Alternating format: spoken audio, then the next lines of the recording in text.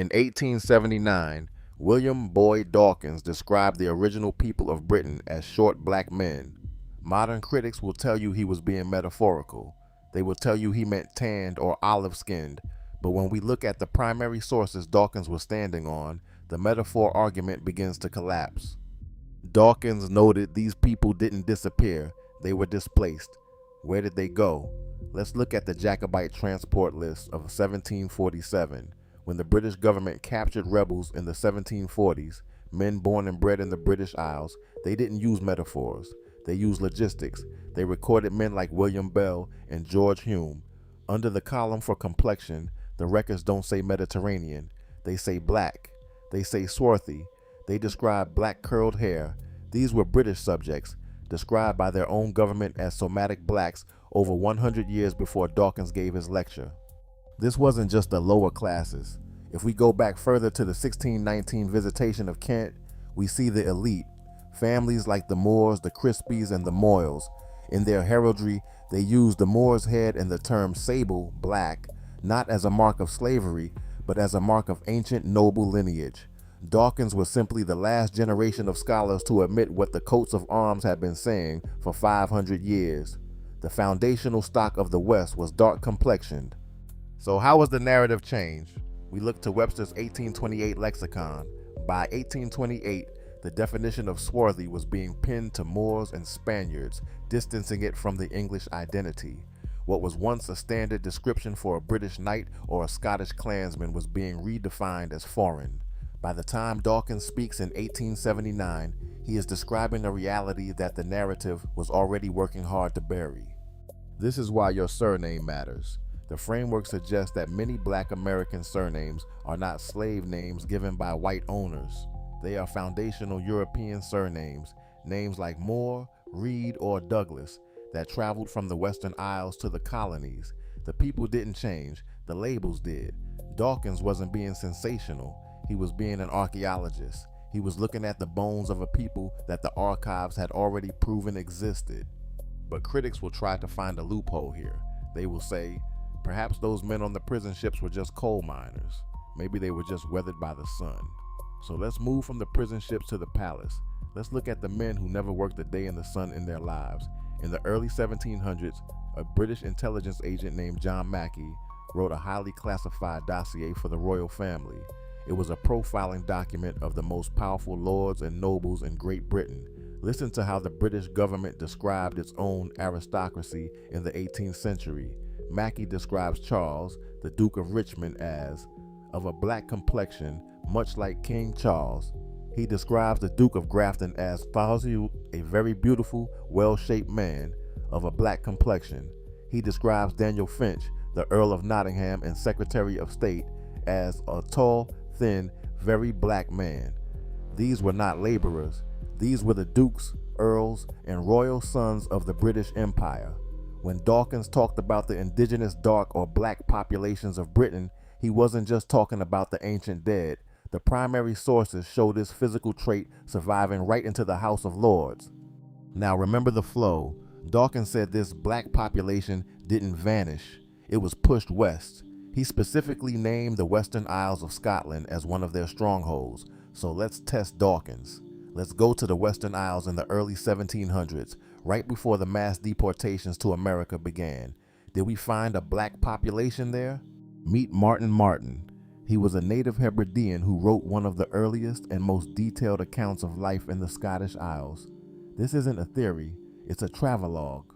He doesn't say tanned, he doesn't say weather-beaten. He uses the specific somatic categorization of his time, black. Let's go to the Isle of Arran. Martin Martin writes, they are generally brown and some of a black complexion. Do you see the continuity? Dawkins, the archaeologist, told you they were there in ancient times. Mackey, the spy, told you they were in the House of Lords in 1700. And Martin, the traveler, confirms they were the general population of the Western Isles in 1703. This is the population that was about to be cleared, criminalized, and shipped to the colonies. And when they arrived in Virginia and Maryland, do you think they suddenly became white? So we know who they were in Britain. We know who they were in Scotland. Now let's follow them across the Atlantic. When these populations arrived in Virginia, Maryland, and Pennsylvania, they didn't suddenly change their biology, and we know this because of the runaway slave and servant ads. These are not history books written 200 years later. These are descriptions written by the owners the day they ran away. If a master wanted his property back, he couldn't use metaphors, he had to be exact. Look at this ad from the Pennsylvania Gazette. It describes a runaway Englishman. Does it say fair? Does it say pale? No. It describes him as swarthy. It describes his hair as black and curled.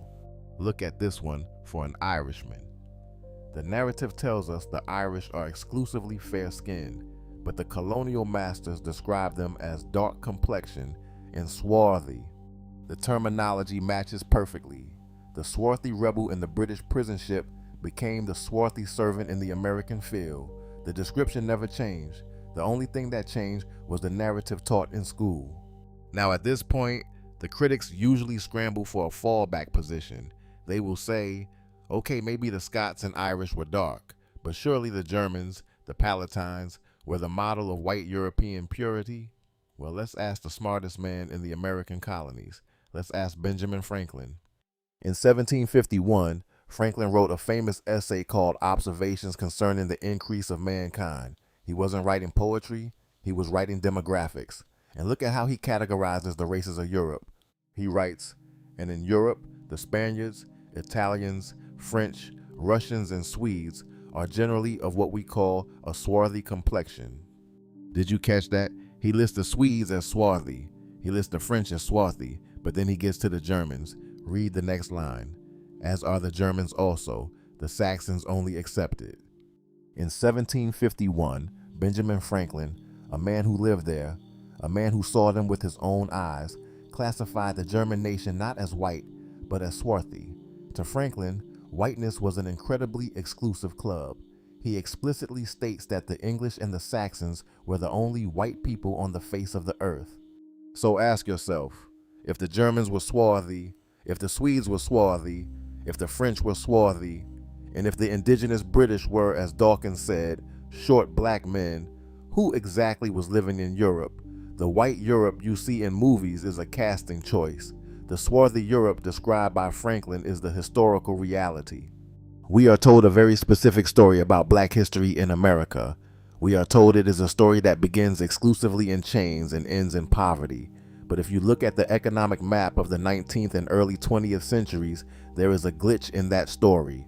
We know about Black Wall Street in Tulsa. We know about Rosewood. We know about the hundreds of independent, flourishing black townships that dotted America. We are told these were built by people who had been working for free for 250 years, starting from absolute zero with no intergenerational wealth. But ask yourself the economic question. Capital doesn't appear out of thin air. To build banks, hotels, opera houses, and universities within a single generation of emancipation requires more than just hard work. It requires capital. It requires assets.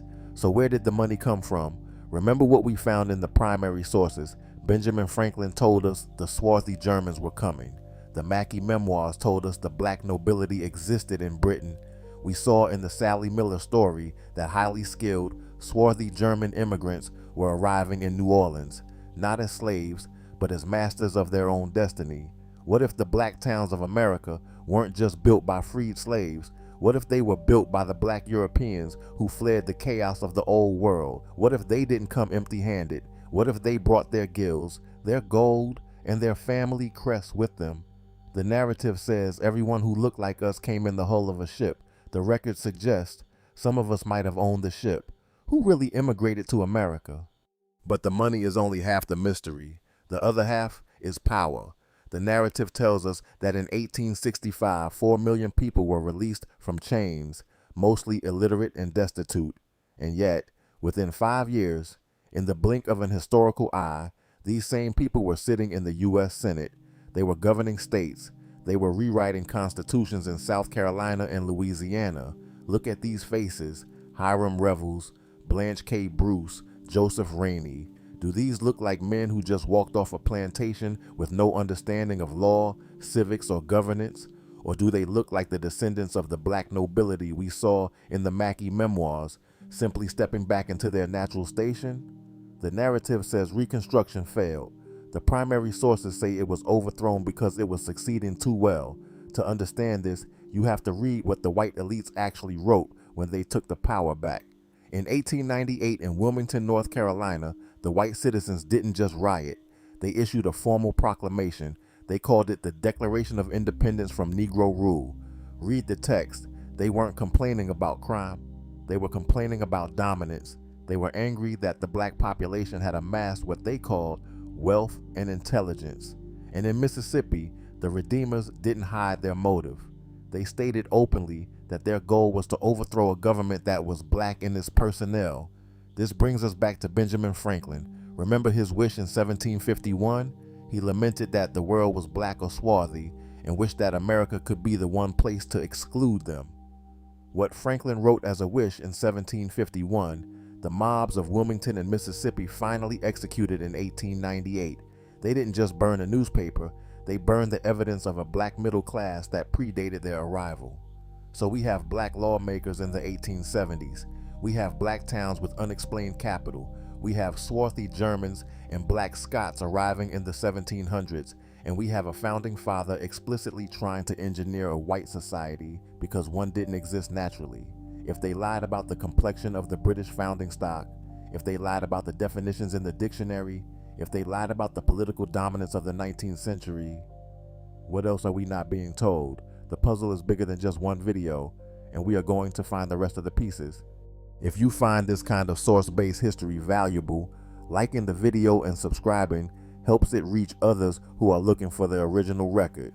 And if you like research updates, source notes, and written breakdowns that don't always make it into video, you can find those on our Substack, link below.